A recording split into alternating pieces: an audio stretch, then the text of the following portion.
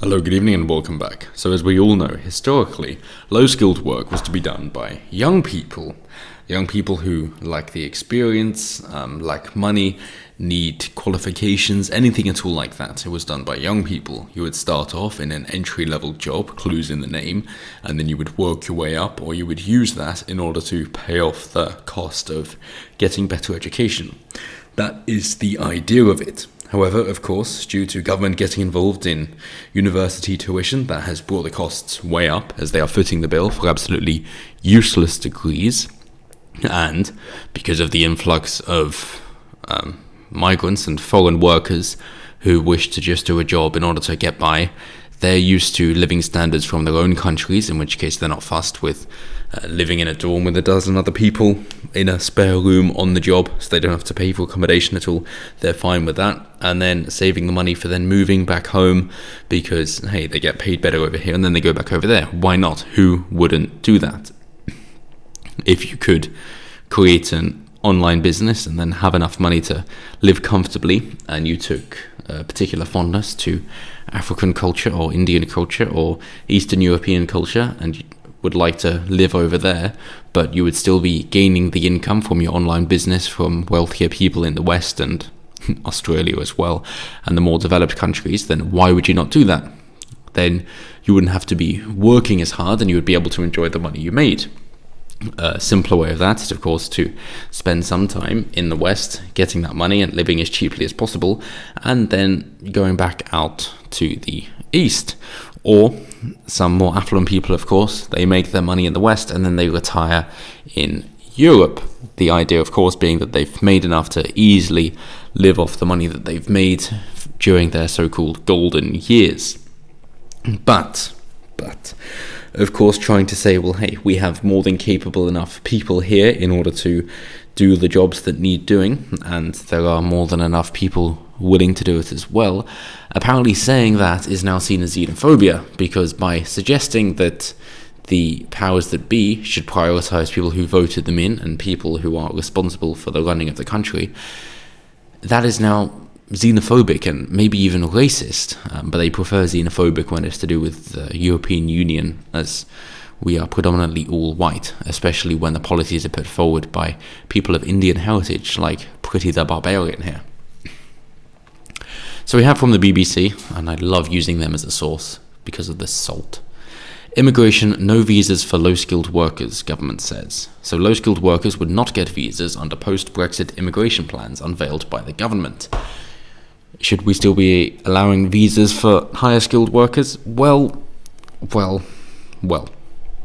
think it's quite feasible. I mean, from an economic standpoint, then yes, of course. But if you're looking to take care of your own country, then maybe not. However, by not allowing people in on low-skilled who are low-skilled workers, and instead for that being up to the natives to pick up the slack, then you're going to have people actually working their way through like they should, getting real-world experience, learning on the job, and actually getting knowledge and training pertinent to the particular field in which they wish to work. In which case, you will not have the vacuum of emptiness of higher-skilled workers, because the previous young people of Britain will actually have developed those skills to be the older, more affluent people, and therefore you will not get those vacancies at all, and we will be able to sustain ourselves. Unless you wish to say, or the government or the powers that be wish to say, the education in the West is utter shit and does not train people for these jobs at all. The same goes for minimum wage. So, oh yes, minimum wage should be higher, because we all know that going through government education for 15 bloody years, for being trained for 15 years, you're still not worth more than £7.20 an hour. To me, that doesn't scream raise the minimum wage, it screams raise the bloody education standards, for fuck's sake. If you take 15 years training and you're only worth £7.20, what the fuck is wrong with the education system?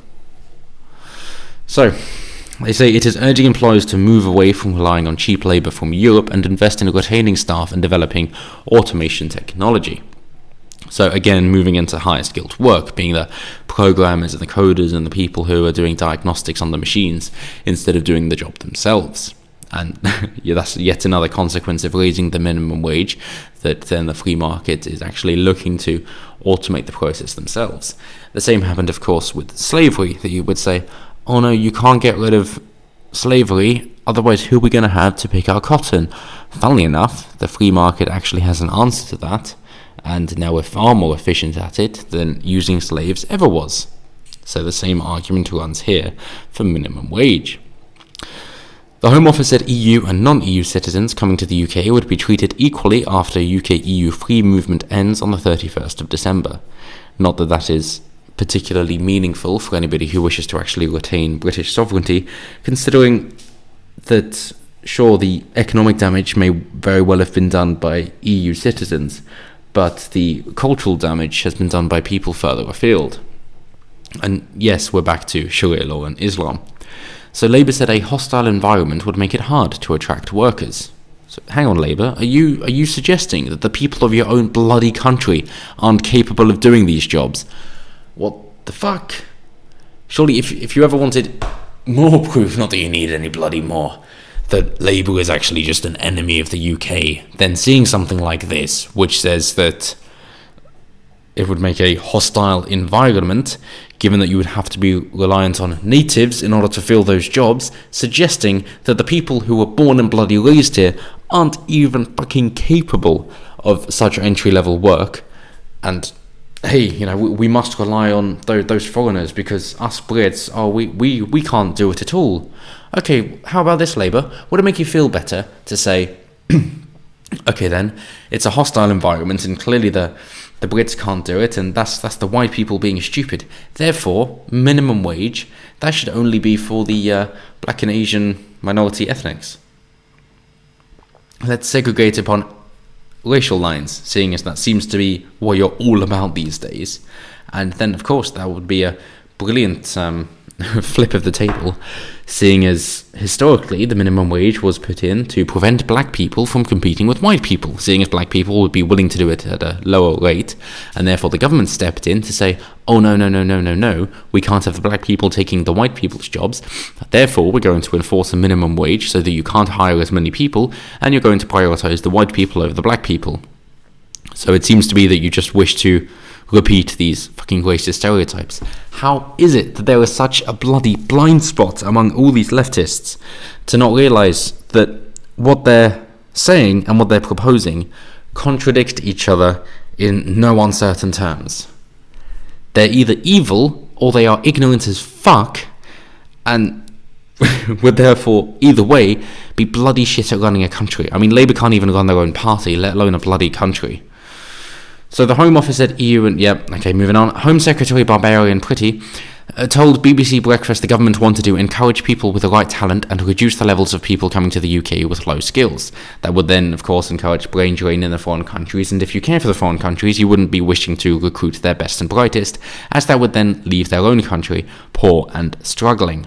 We didn't become the great nation that we once were by allowing our intelligent people to frolic off and move to a different place, and in fact that is shown most notably in socialist and communist countries, whereby they do have an intelligent population in order to create the wealth which they then spend, because Labour's good at spending money, Conservatives are better at making it, or at least they used to be, because it isn't the Conservatives, it's just allowing people to actually do what they want, and turns out they end up doing very well for themselves. Who would have thought? People know what they like best. But once the countries turn socialist or communist, because they're almost synonymous at this point, then the countries tend to have a severe brain drain, that the clever people leave and therefore they aren't left with anything anymore. This seems to be what they're encouraging for other countries. They want the other countries to have the intelligent people to leave, and therefore they're only left with the dolts. Surely you need the entrepreneurial type, the type who are risk takers, the type who are willing to move to another country in order to make a better life for themselves. You need those people in order to plough into your own economy, in order to do well for the people within your own country. The countries of which these people would be leaving from, I don't think would want them to leave, but maybe then it's just up to them to make it more appealing for their own people. So how they define skills, they've said that the definition will be expanded to include those educated to A-level or Scottish Highers Equivalent Standard, so A-level, not just graduate level as is currently the case. Yeah, they're lowering it down. So it's including more people. Waiting tables and certain types of farm work would be removed from the new skilled category, but new additions would include carpentry, plastering, and childminding. Yeah, so manual labour. So the whole stereotype about Polish builders seems like it's going to be in full effect still. The government wants to bring in a points-based immigration system, as promised in the Conservative election manifesto. Under this, overseas citizens would have to reach 70 points to be able to work in the UK. Do we care about what Diane Abbott says about dog whistling? No, of course we don't, because she's full of shit. Speaking English and having the offer of a skilled job with an improved response would give them 50 points, meaning they would need 20 more. So, an example here is a university researcher. So they got 20 points from a job offer, 20 points from a job at appropriate skill level, 10 points for speaking English, 20 points for a salary, not 22,000, it would be 25,600, and 20 points relevant PhD in a STEM subject, science, technology, engineering, mathematics. Not medicine, though, for some reason. But I suppose we can include that in science. So, they mentioned the pay, that it will be lowered from 30,000 to 35,600. Yes, so in real terms, it's decreased even more than that, of course, because of inflation, which shouldn't really exist, but that's a different matter entirely. Inflation is basically saying, hey, you've done work, you've been sensible, you've saved your money. Cool, so you know all that money you've saved. Now it isn't worth quite as much. Now it's as if you've stored all your money away, and now you've got some sort of woodworm that has just eaten away at it. So now, despite you actually putting in quite a bit of work and being rewarded for it, now when you're trying to spend it, you can't spend as much as you actually earned. Yeah. No, that's not the government taxing you of taking the money before you got it. That's just the government slowly eating away at it despite never seeing your money. So the government says the threshold will be as low as £20,480 for people in specific shortage occupations, which currently include nursing, civil engineering, psychology, and classical ballet dancing.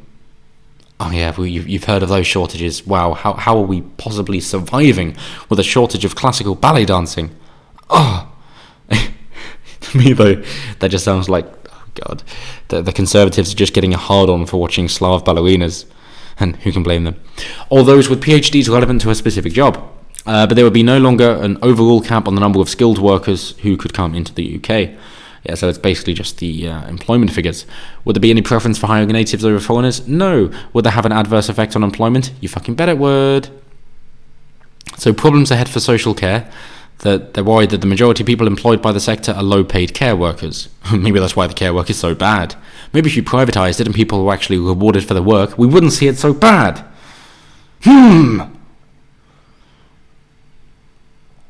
So foreign workers make up a sixth of the 840,000 strong care worker workforce in England.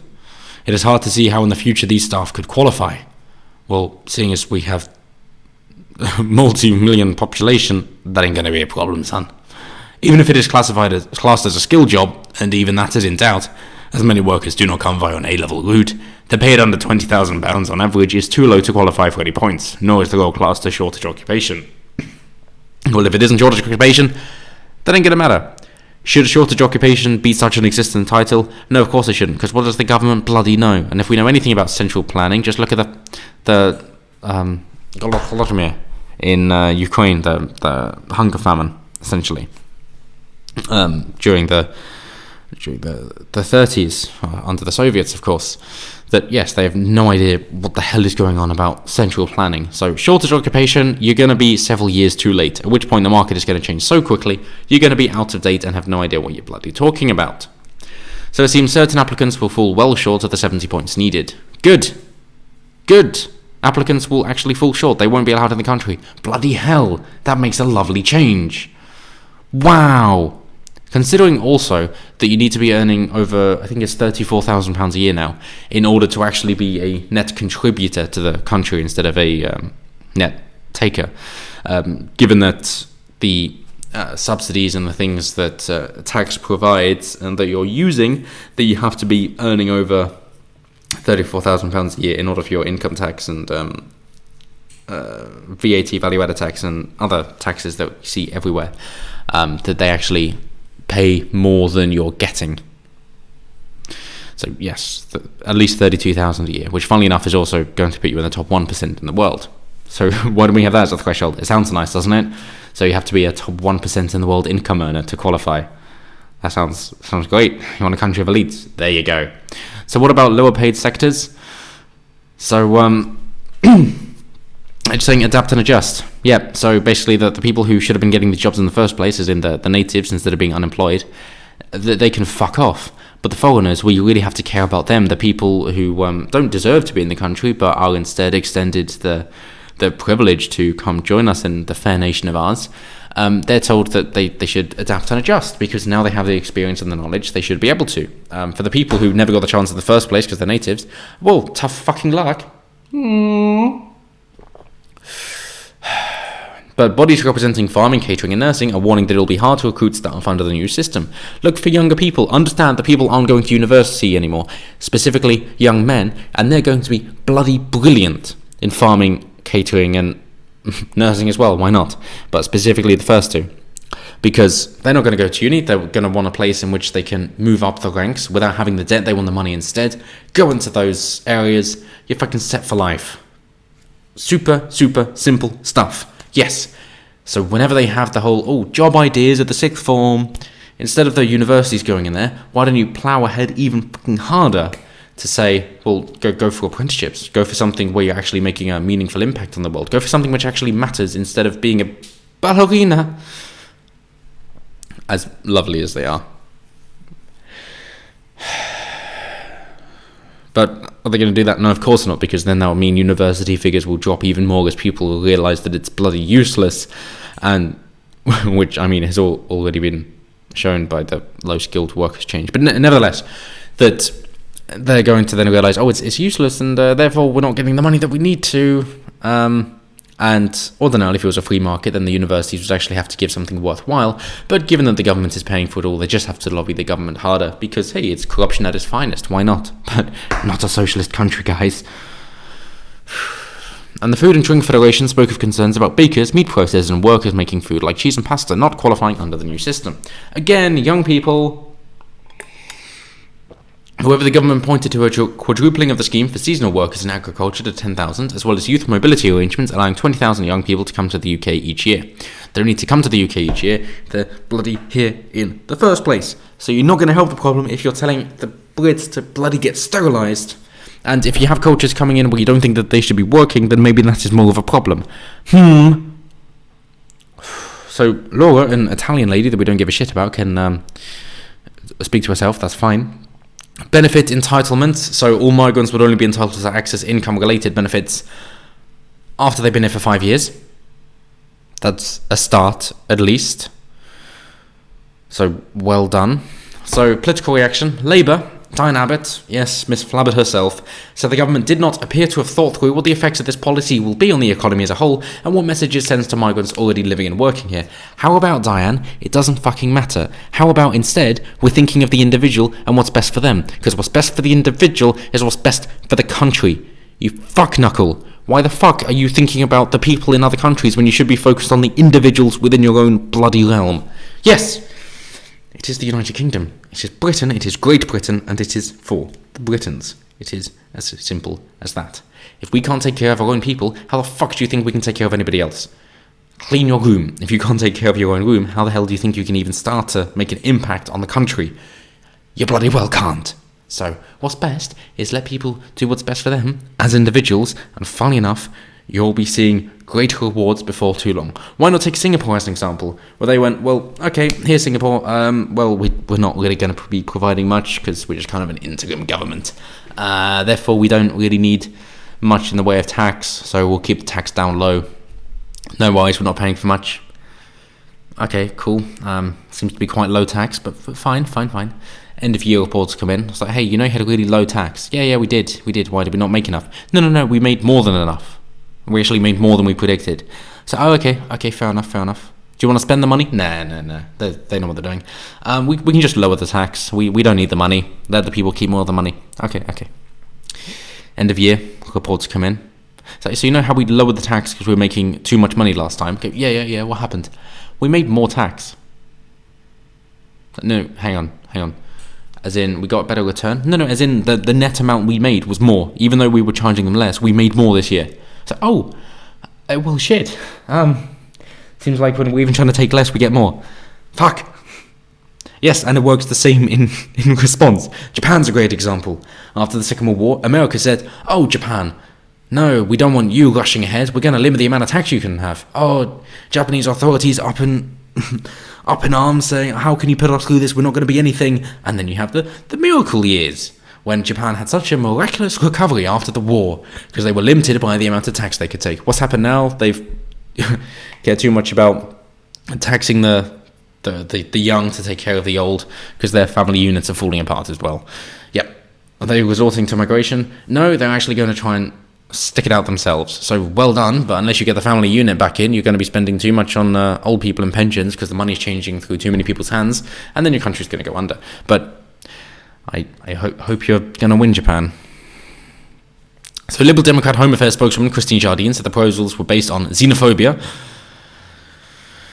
Yep. Yep. Trying to take care of the people who actually voted for you and the people you have a responsibility to is now xenophobia. I think you're in the wrong country, darling. If you're looking to take care of people in other countries, then no, you're still best leaving them alone, actually. They'll take care of themselves. Yeah, actually. Yep. So then you're not in the wrong country, in the wrong job. Maybe go do something worthwhile. Be a ballerina. And Scotland's First Minister and SNP leader Nicola Sturgeon said the plans would be devastating for the Scottish economy. Yet another socialist leader. Okay, she's not that bad. But yet another left-wing leader who doesn't believe in her own country to be able to provide even the simplest of low-skilled work. So I think that's brilliant. So at least the Conservatives can admit that the Brits are good enough for minimum wage. And until the left-wing get on that level to say that the Brits can handle minimum wage, I think we're going to have a bit of an impasse. So until next time,